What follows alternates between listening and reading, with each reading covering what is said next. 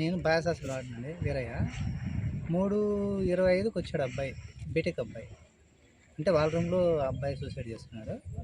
నాకు వచ్చి విషయం చెప్పాడు. నేను పైకి వెళ్ళాను. ఫస్ట్ ఫ్లోర్లో ఉన్నాను అనమాట. నేను ఉండేది క్యాబిన్ కింద, గ్రౌండ్ ఫ్లోర్.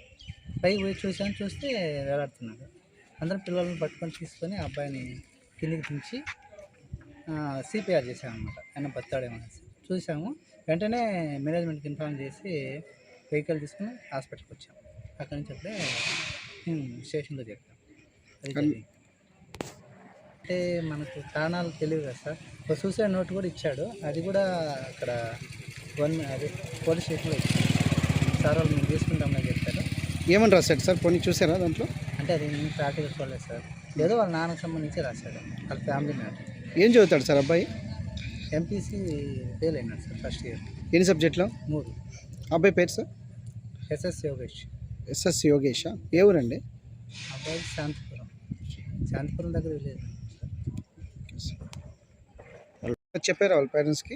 చెప్పాను సార్, వస్తున్నారు. ఒక 5-10 నిమిషాలు వస్తారు. అవునా సార్? Okay sir.